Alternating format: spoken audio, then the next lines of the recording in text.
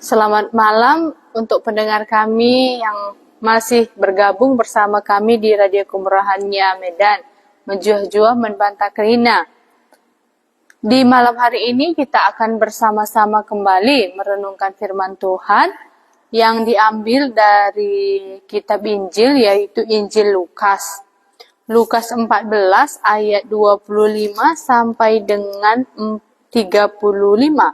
Saya ulangi, Lukas 14 ayat 25 sampai dengan ayat 35. Judulnya di sini, segala sesuatu harus dilepaskan untuk mengikut Yesus, tetapi tema kita syarat-syarat menjadi murid. Nah, sebelum kita merenungkan firman Tuhan ini, mari kita berdoa. Tuhan Yesus, kami mengakui jika bukan Tuhan yang membukakan firman-Mu ini kepada kami tidak dapat mengerti. Kami mengakui bahwa Engkau adalah Allah yang menciptakan kami manusia. Oleh karena itu, Engkau berkuasa kepada kami, khususnya membukakan pengertian firman-Mu ini kepada kami. Oleh karena itu, Tuhan, ajarilah kami supaya kami mengerti apa maksud Tuhan ketika kami membaca firman-Mu ini. Engkaulah yang menjadi guru kami, mengajari kami, agar kami mengerti apa saja syarat menjadi murid. Dan bukan hanya mengerti, tapi kami bisa melakukannya. Terima kasih Tuhan Yesus, inilah doa permohonan kami kepadamu. Amin. Baiklah, kita buka Alkitab kita dari Lukas 14 ayat 25 sampai dengan 35. Saya bacakan untuk kita, tetapi ada baiknya kalau kita memiliki Alkitab, sama-sama kita membacanya. Saya bacakan ayat 25. Pada suatu kali, banyak orang berduyun-duyun mengikut Yesus dalam perjalanannya. Sambil berpaling, ia berkata kepada mereka, "Jikalau seorang datang kepadaku, dan ia tidak membenci bapaknya, ibunya, istrinya, anak-anaknya, saudara-saudaranya, laki-laki atau perempuan, bahkan nyawanya sendiri, ia tidak dapat menjadi muridku. Barang siapa tidak memikul salibnya dan mengikut aku, ia tidak dapat menjadi muridku." 28. Sebab siapakah di antara kamu yang kalau mau mendirikan sebuah menara, tidak duduk dahulu membuat anggaran biaya, kalau cukup uangnya untuk menyelesaikan pekerjaan itu, supaya jikalau ia sudah meletakkan dasarnya dan tidak dapat menyelesaikannya, jangan-jangan semua orang yang melihatnya mengejek dia, sambil berkata, "Orang itu mulai mendirikan, tetapi ia tidak sanggup menyelesaikannya." 31.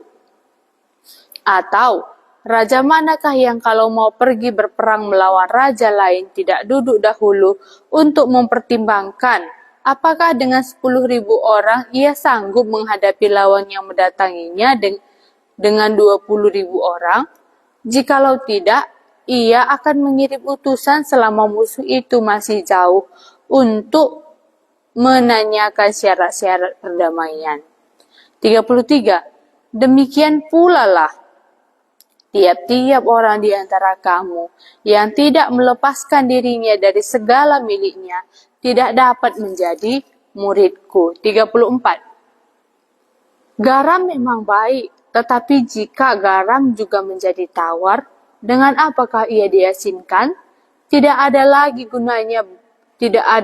gunanya baik untuk ladang maupun untuk pupuk, dan orang membuangnya saja. Siapa mempunyai telinga untuk mendengar, hendaklah ia mendengar. Ya. Kalau kita baca bahasa Indonesianya mungkin kita sudah mengerti, tetapi bahasa Karonya juga jelas, sedikit lebih jelas, bisa kita memahaminya.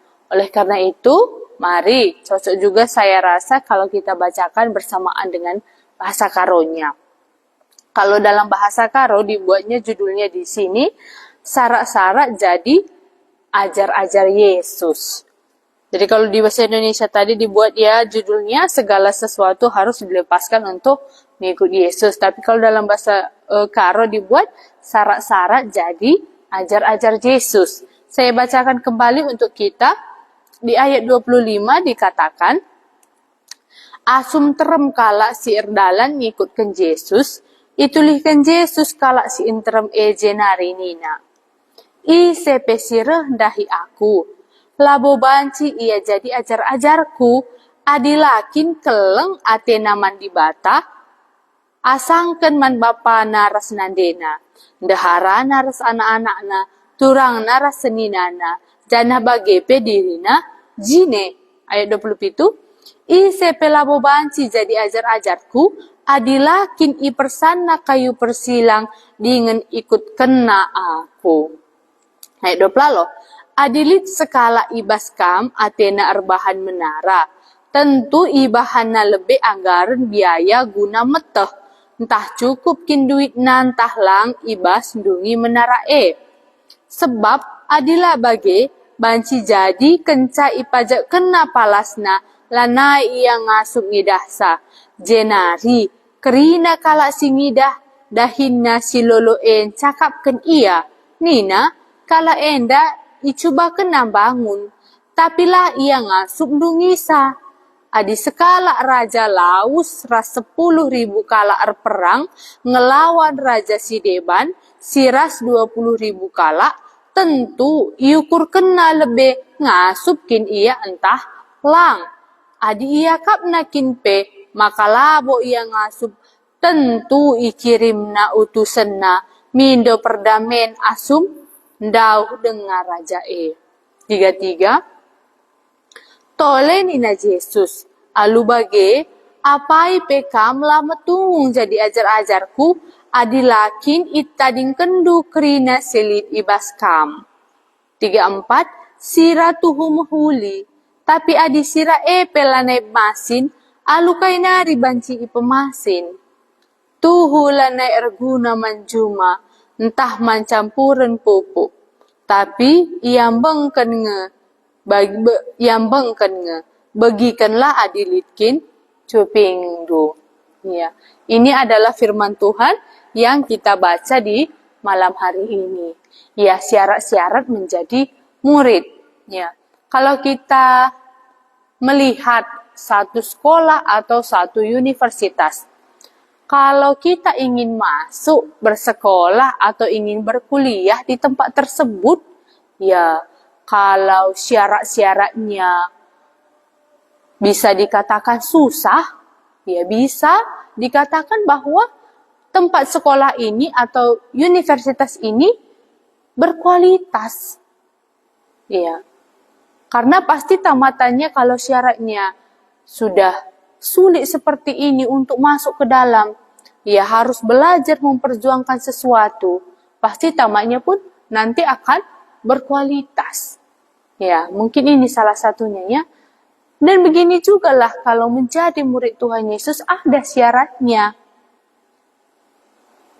Dapatkah kita melakukan syarat ini untuk menjadi murid Tuhan Yesus ini? Ya. Oleh karena itu, mari sama-sama kita merenungkan firman ini. Ya, kalau dikatakan seorang murid itu, ya pasti ada syarat-syaratnya. Kalau kita sekolah ada juga syarat-syarat yang harus kita penuhi. Kalau kita ingin masuk kuliah pun ada juga syarat-syarat yang harus kita penuhi. Ternyata mengikut Tuhan dan menjadi murid ini ada juga syaratnya dikatakan tadi ya di dalam kitab Lukas ini. Apa saja? Mari sama-sama kita belajar. Di ayat 25 dikatakan, pada suatu kali banyak orang berduyun-duyun mengikut Yesus dalam perjalanannya. Sambil berpaling ia berkata kepada mereka, ia kepada siapa? Kepada orang banyak. Nah, apa yang dikatakan Tuhan Yesus di ayat 26? Jikalau seorang datang kepadaku dan ia tidak membenci bapaknya, ibunya, istrinya, anak-anaknya, saudara-saudaranya laki-laki atau perempuan, bahkan nyawanya sendiri, ia tidak dapat menjadi muridku.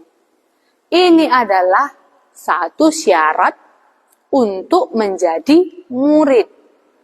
Apa itu? Dikatakan di sini membenci bapaknya, ibunya, istrinya, anaknya. saudaranya laki-laki atau perempuan, bahkan nyawanya sendiri, ia tidak dapat menjadi muridku. Apa yang dimaksud dengan membenci ini? Ya, kalau dia bahasa karunia tadi jelas ya. Dikatakan di sini, saya bacakan di ayat 26, ICP sireh dahi aku, laboban cila ia jadi ajar-ajarku. Adilakin kelengen Athena mandibata, asangken man bapa naras nandena, dehara naras anakna, turang naras senina, bagepe dirina jine. Jadi inilah membenci. Kalau di bahasa karo ini jelas. Kelengan Athena dibata, asangken dirinya sendiri, asangken keluargana, asangken turangna. Nah, mari kita merenungkan bersama-sama. Jika kita katakan kita murid, apakah sudah sampai syarat ini di kita? Apa? Kita lebih mengasihi Allah daripada segala sesuatu ini. Khususnya daripada diri saya sendiri. Ya. Bagaimana syarat menjadi murid ini tadi? Inilah syarat menjadi murid Tuhan Yesus. Lebih mengasihi Allah daripada segala sesuatu. Termasuk dirinya sendiri. Ya, kalau belum ini terjadi, berarti bisa kita koreksi diri kita. Berarti belumlah cukup syaratku menjadi murid. Ya, kita lanjutkan. Apalagi syarat menjadi murid di ayat 27. Barang siapa tidak memikul salibnya dan mengikut aku, ia tidak dapat menjadi muridku. Dan ditambahkan lagi di sini apa? Barang siapa tidak memikul salibnya dan mengikut aku, ia tidak dapat menjadi muridku. Iya, jelas sekali dikatakan di sini. Kalau di dalam bahasa Karona dikatakan naka bagenda, ICP labo banci jadi ajar-ajarku, adilakin i persana kayu persilang ikut kena aku. Iya, mari kita renungkan bersama-sama. Apakah syarat ini juga aku sudah lulus atau belum? Syaratnya tadi apa? Barang siapa tidak memikul salibnya dan mengikut aku, ia tidak dapat menjadi muridku. Apa memikul salib? Iya, kalau kita lihat Tuhan Yesus ketika dia memikul salib dikatakan bukan kehendakku yang jadi, tetapi kehendakmu lah. Iya, oleh karena itu saya juga bisa memikirkan apa yang harus kupikul untuk mengikut Tuhan Yesus ini. Karena saya rasa berbeda. Salib apa yang harus saya pikul dan saudara pikul. Kalau sudah menjadi murid Tuhan Yesus. Iya, kalau Tuhan Yesus harus dipikulnya kayu salib, menderita di kayu salib untuk melakukan kehendak Allah. Lalu saya apa? Ya, karena salib ini berbeda dengan penderitaan yang ada di dunia ini. Salib ini adalah ketika kita melakukan kehendak Allah. Dan berbeda dengan, ya bisa dikatakan apa yang kita kehendaki atau orang lain sendiri kehendaki, tapi inilah kehendak Allah. Kelengkenkah ateku dibatae asangken kehendakku enda atau kalau si deban? Ya, ketika saya memikirkannya seperti ini. Ya, mari kita renungkan bersama-sama firman Tuhan ini. Syarat menjadi murid lebih mengasihi Allah, memikul salib dan mengikut Yesus. Apakah saya dapat memenuhi syarat ini? Karena inilah yang diminta oleh Tuhan Yesus. Ya, kalau belum dipenuhi berarti belum sampai kita menjadi murid Tuhan Yesus. Ya. Bisa juga ya kita pelajari, lah Siapa lagi yang memikul salib? Ya, kalau kita lihat di surat-surat banyak sekali murid-murid Tuhan Yesus, ya, demi melakukan kehendak Allah, memberitakan Injil, mengalami banyak kesusahan. Tapi itu adalah kehendak Allah. Dia lebih mengasihi Allah daripada dirinya sendiri dan orang lain. Ya, karena apa? Sudah dikenalnya Allah itu. Ya, inilah yang kita pelajari di malam hari ini. Jadi salib itu apa? Ya, penderitaan. Ketika aku ingin melakukan kehendak Allah. Ya, tahukah aku kehendak Allah itu apa? Pasti tahu kalau kita sudah menjadi murid. Baiklah, kita lanjut ayat 28. Sebab siapakah di antara kamu yang kalau mau mendirikan sebuah menara, tidak duduk dahulu membuat anggaran biaya, kalau cukup uangnya untuk menyelesaikan pekerjaan itu. Ayat 29. Supaya jikalau ia sudah meletakkan dasarnya dan tidak dapat menyelesaikannya, jangan-jangan semua orang yang melihatnya mengejek dia sambil berkata, orang itu mulai mendirikan, tetapi ia tidak sanggup menyelesaikan. Inilah yang dikhawatirkan. Ya, kalau kita katakan kita murid, tetapi tidak sampai syarat-syaratnya, apa yang kita dapatkan? Ejekan. Ya, dan mungkin ya inilah yang akan terjadi. Oleh karena itu, menjadi murid ini harusnya kita pikirkan. Supaya apa? Tidak diejek. Ya, oleh karena itu kalau murid Tuhan Yesus itu, saya lihat khususnya di kitab surat ini, ya, dia melakukan kehendak Allah, memikul salibnya, dan tidak mau mundur. Karena sudah dipikirkannya, ini Allahku. Kalau sudah kudapatkan ini yang lebih berharga ini, inilah Allahku ini. Oleh karena itu dia tidak mau mundur.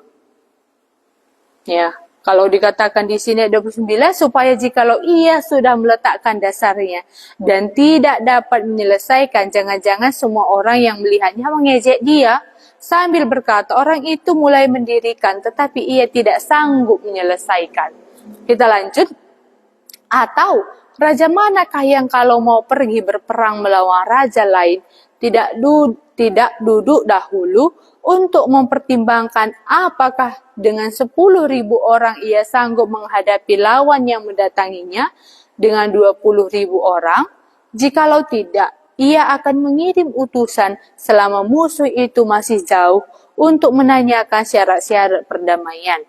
Demikian pula lah tiap-tiap orang di antara kamu yang tidak melepaskan dirinya dari segala miliknya tidak dapat menjadi muridku.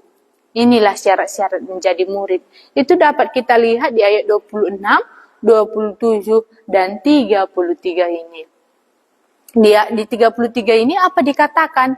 Demikian pula lah tiap-tiap orang di antara kamu yang tidak melepaskan dirinya dari segala miliknya tidak dapat menjadi muridku. Jadi menjadi murid ini harus melepaskan dirinya dari segala miliknya. Wah, kita renungkan bersama-sama kembali.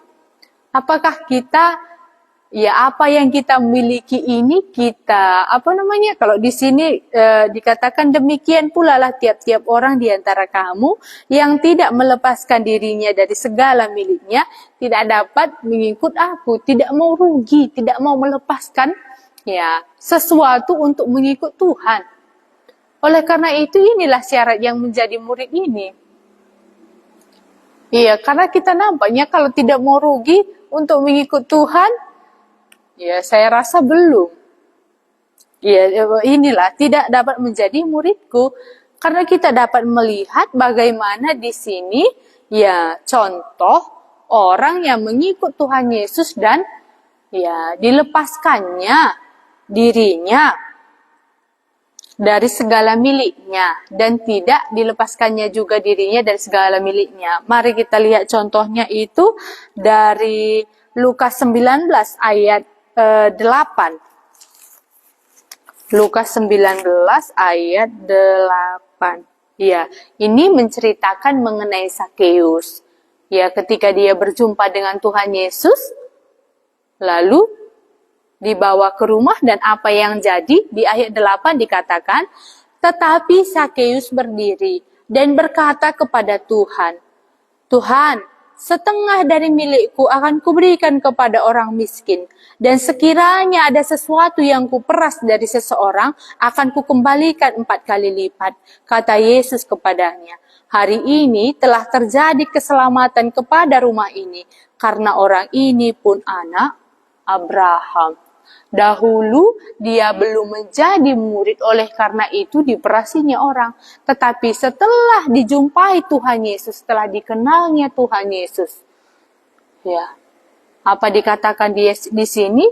Dikembalikannya 4 kali lipat. Apa yang pernah diperasnya orang, apa yang diambilnya hak orang. Mau rugi, rugi. Tetapi dia kenal siapa ini. Oleh karena itu saya rasa Sakeus tidak merasa rugi. Oleh karena itu inilah murid. Mengenal nilai. Ya. Siapa lagi yang bisa kita lihat di sini yang tidak melepaskan, yang tidak menjadi murid? Mari sama-sama kita melihat Alkitab kita dari Markus 10 ayat 22. Kalau tidak salah di sini ya. Markus 10 ayat 22. Markus 10 ayat 22 ini tentang pemuda yang bodoh. 10 ayat 22. Pas saya rasa ya. Saya bacakan. Mendengar perkataan itu, ia menjadi kecewa, lalu pergi dengan sedih sebab banyak hartanya. Apa kata Tuhan Yesus kepada pemuda ini tadi? Di ayat 21 bisa kita lihat. Tetapi Yesus memandang dia dan menaruh kasih kepadanya. Lalu berkata kepadanya, hanya satu lagi kekuranganmu. Pergilah, jualah apa yang kau miliki. Dan berikanlah itu kepada orang-orang miskin. Maka engkau akan beroleh harta di surga. Kemudian datanglah kemari dan ikutlah aku. Lalu apa yang terjadi? Mendengar perkataan itu, ia menjadi kecewa, lalu pergi dengan sedih sebab banyak hartanya. Inilah salah satu yang bisa kita lihat. Kalau judulnya orang kaya yang bodoh, pemuda yang bodoh. Iya.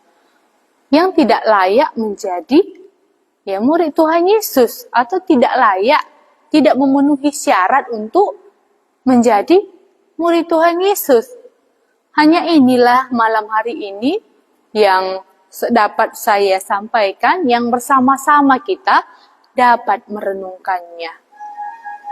Apakah syarat-syarat menjadi murid ini sudah dipenuhi atau belum?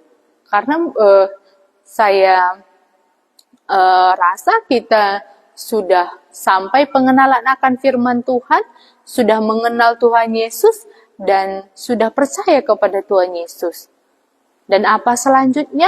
Inilah menjadi murid Tuhan Yesus ada syaratnya. Menjadi orang percaya ini setelah percaya dan mengikut Tuhan Yesus ada syaratnya.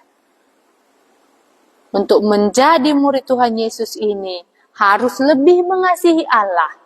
Harus memikul salib, mengikut Tuhan Yesus, meninggalkan segala sesuatu.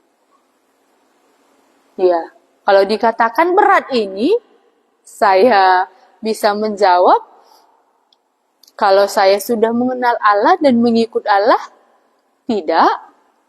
Tetapi ada kalanya memang berat, tetapi setelah dipikirkan, kita bisa menjawabnya sendiri. Ya. Bagaimana setelah kita merenungkan firman Tuhan Yesus ini bersama-sama, marilah kita melakukannya supaya kita layak. menjadi murid dan lulus dengan skor yang baik. Karena satu universitas itu ya kalau sulit masuk banyak syarat-syaratnya, pasti lulusannya pun bagus dipakai.